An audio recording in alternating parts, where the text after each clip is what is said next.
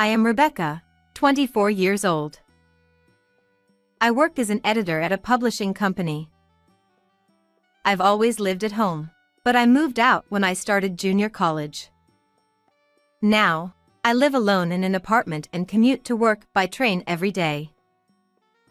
It may seem like I'm having a fulfilling and enjoyable adult life, but ever since I can remember, I've been troubled by the abnormal behavior of my toxic mother. My father runs his own company, so I think our family was relatively well off. He has traveled frequently for business both domestically and internationally, often being away from home for extended periods. However, I believe our relationship has been good.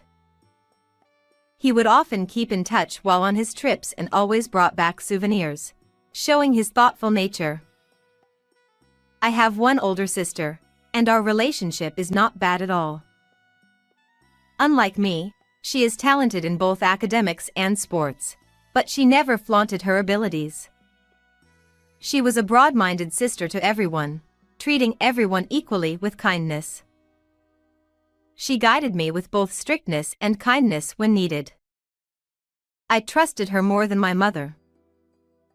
When my mother was about the same age as I am now, she married my father, who is 10 years older than her. My mother hails from a rural island and harbored a strong desire to live in the city. Right after graduating from high school, she left home and started working at a cabaret. Then she met my father, who was a customer, and they got married out of love. I have never visited my mother's hometown, and I have only met my maternal grandparents a handful of times. My mother expresses an extreme aversion to maintaining any relationship with her hometown, often stating that she never wants to return there again. Her feelings towards the city aren't just admiration, they are intense and almost obsessive, far beyond mere longing. Perhaps it was the accumulation of an inferiority complex towards her hometown that caused my mother to develop such a distorted personality. As a result, I became the target and have suffered from her harassment for many years. Compared to my exceptionally capable sister who excelled in everything, I was average in both academics and sports. My complex about this started when I was in first grader elementary school, triggered by words my mother said at that time. Your sister excels at everything, but you don't stand out at all. Even though I was little, I vividly remember my mother said so, and it hurt me deeply. Around that time, my father started traveling more frequently for business, leaving the house often. Taking advantage of his absence, my mother began comparing my sister and me, constantly judging and ranking us against each other. She doted on my elder sister, sending her to cram schools and enrichment lessons to nurture her talents without hesitation. Although she was generally fist-tighted, she considered the expenses for my sister's activities as an investment in her future and spared no expense in supporting her. As a result, my sister consistently excelled in both sports and academics, effortlessly gaining admission to a prestigious university. Today, she works at a top-tier company that everyone knows. I was constantly compared to my sister.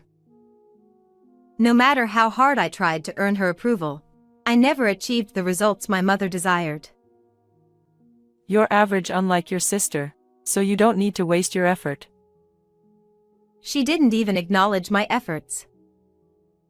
I was sent to a cram school chosen by my mother for all 3 years of middle school, and she didn't let me take enrichment lessons, unlike my sister did.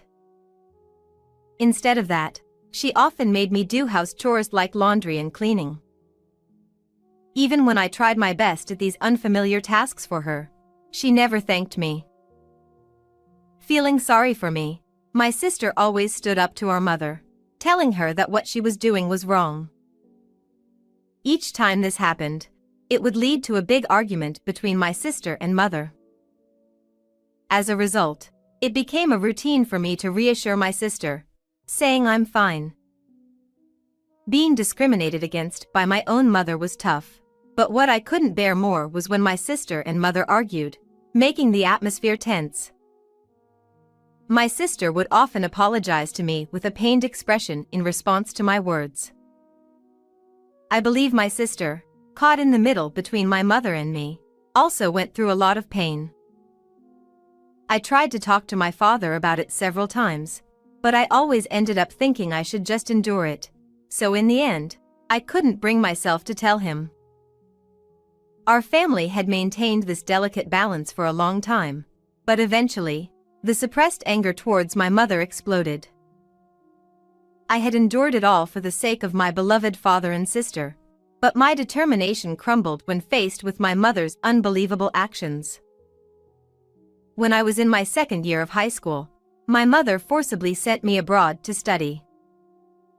I resisted this strongly, but my mother insisted on it, and I found myself living in a foreign country where I didn't know anything for about a month and a half. The host family I stayed with during my homestay were all kind people, so I managed to get by. However, I was extremely upset by my mother's actions, and upon returning home, we had our first argument. That soured a relationship with my mother. Since then, I have tried to keep my distance from her as much as possible. I chose to attend a junior college with student dormitories to avoid seeing my mother.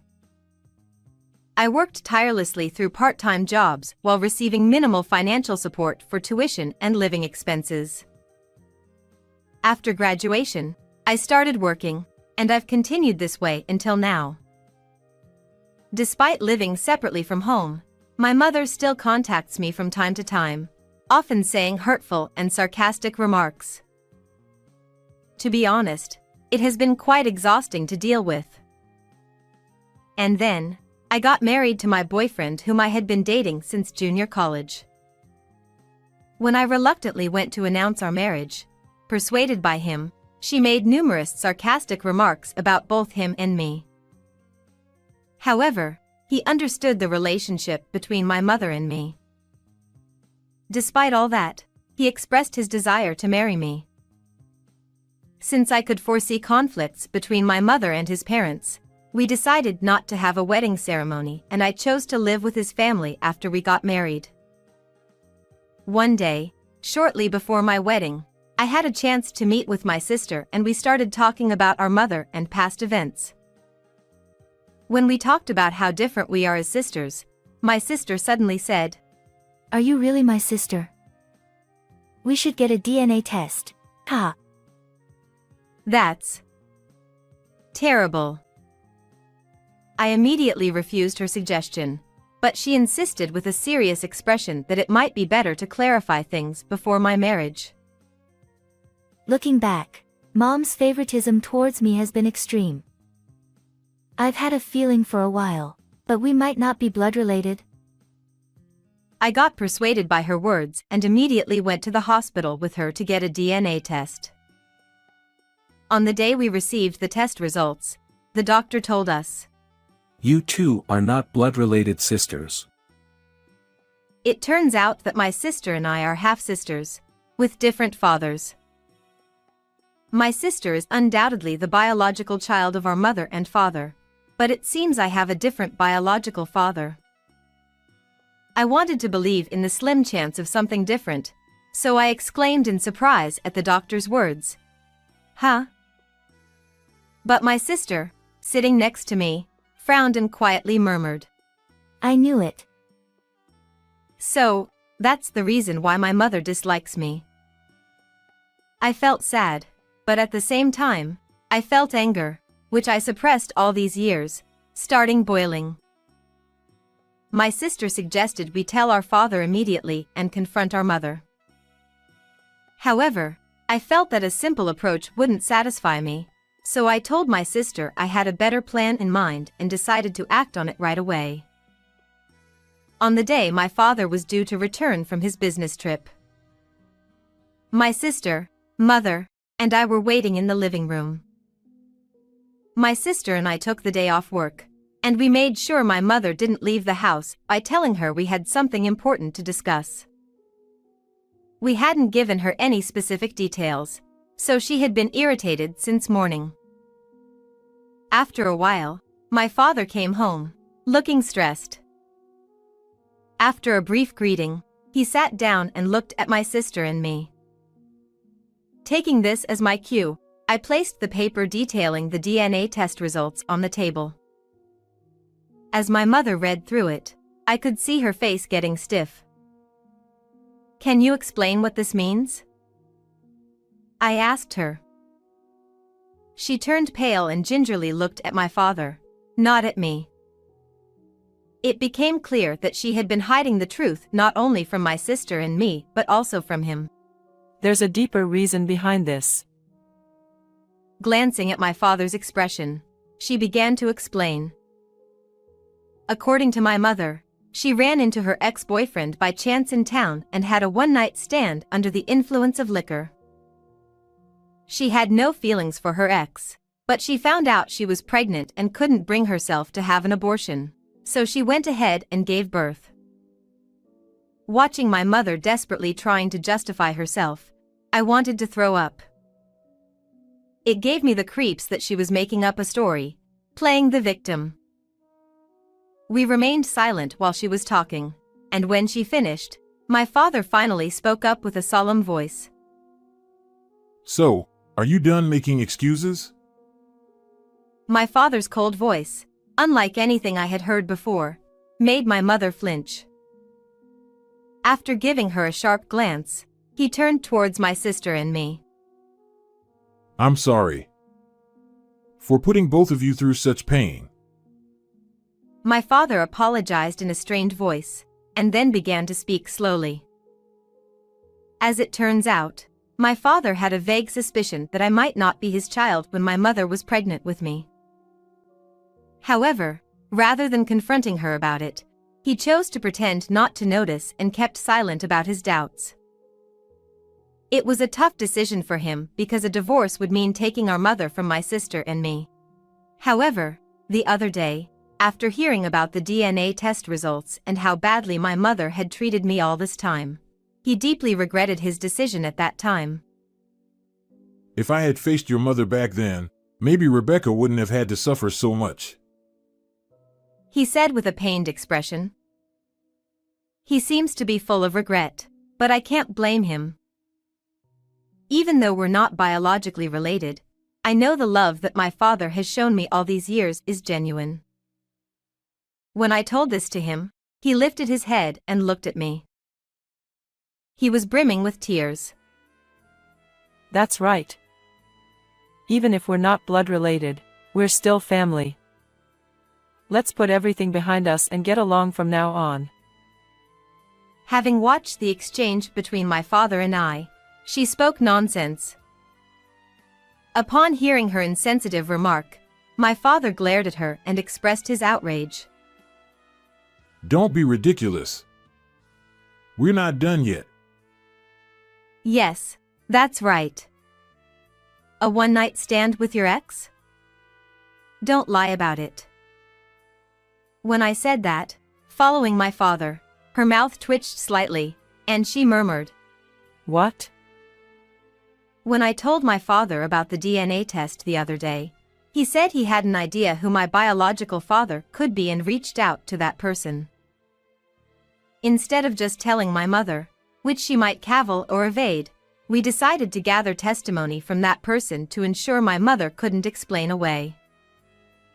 Apparently, my biological father is not someone my mother referred to as an ex, but rather one of the customers at the cabaret where my mother used to work, and he was also drinking buddy with my father. According to information gathered by a private investigator through acquaintances, my biological father lives in a neighboring state, where he lives with his parents and works in the family business. When my father asked my biological father about the past, he confessed that he had been in an affair with my mother even before my older sister was born. Furthermore, it came to light that when she became pregnant with me, she extorted money from my biological father by threatening him. She dumped my birth father, who was just a humble businessman, calling him a poor man, and falsely claimed that I was the child of a company owner and has lived comfortably with this lie until today. when I played the recorded conversation with my biological father for my mother. I don't know. This is a lie. She repeated, making desperate excuses with a weak voice. I can't believe you're such a corrupt woman. We're getting divorced. My father said that to her without mercy. I'm sorry. Please, just spare me from divorce. She clung to him desperately. Furthermore, I told her without mercy too. I'll also have my family demand compensation from you. Mother froze at my words. Your family? After we got engaged, my mother apparently demanded a betrothal money from my fiancé's parents. Initially, she agreed to decline it, but she suddenly changed her mind and insisted on it again from them. His parents tried to settle things amicably, but my mother persistently called them and sometimes even showed up at their house. She even hurled abusive words like crazy at his parents on their doorstep, so they had to call the police to have her kicked out.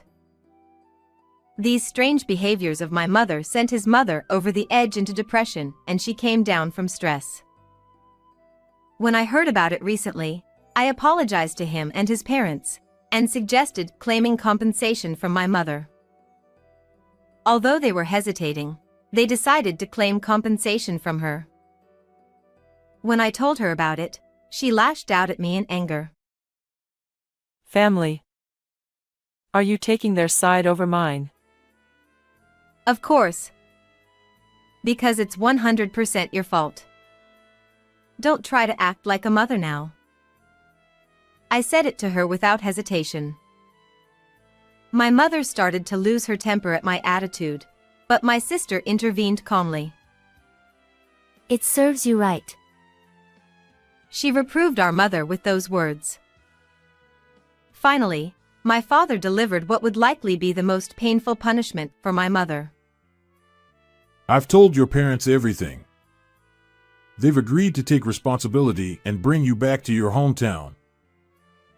In other words, my mother is forcibly returned to her parents' home on a distant island.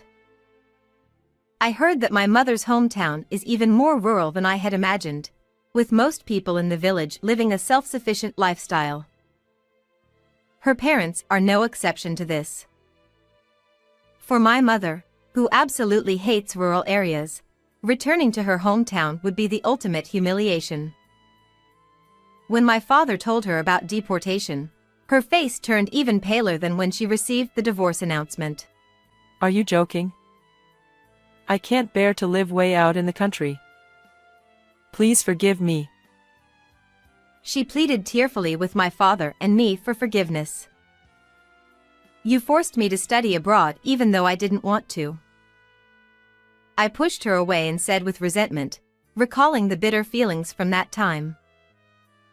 She desperately apologized, repeatedly promising to change and expressing deep regret for her actions. However, no matter how many times she apologized, her words fell on deaf ears for us. My father said calmly, Pack your things and leave by the end of this week. We will contact you later about the compensation. Upon hearing this, it seemed my mother realized that our feelings wouldn't change, and she sat down weakly on the spot. Isn't this a great opportunity to change your life? Good luck. I looked down at her and said to her the exact words she had said to me when she forced me to study abroad. She cried, sobbing uncontrollably, but it was too late to regret it now. She must pay for her mistakes, in the form of compensation. Afterward, it seems my mother persistently resisted, not wanting to leave. However, she was forcibly dragged away by her parents, whom my father had called, and taken back to her hometown. My mother continued to mutter resentfully under her breath until the end, but when my grandfather scolded her, she quieted down and fell silent. My grandfather was a former teacher and quite strict, so he will probably re-educate her. I heard that my mother is living a very modest life on her hometown's remote island, which is a stark contrast to her previous life as the wife of a company owner. Moreover, in such a small community, her past actions have quickly become widely known, and she is feeling quite uncomfortable and embarrassed. She couldn't pay off the compensation with her savings and even after selling household items, so it seems she's working at the only shop on the island, asking for favors. On her days off, she crosses to the main island by boat for day labor to pay off the compensation in installments. As for me, I successfully married my fiancé and started living with his family. I continue to work at the publishing company as before, and I'm enjoying happy days with my kind in-laws and husband. I frequently keep in touch with my father and sister, and we are currently talking about going on a trip together, including my husband's parents. I've spent my life being constantly manipulated by my mother, but from now on, I want to live with my own will and develop the strength to follow through. I'll live in a way that one day, my future child will be proud to call me their mother.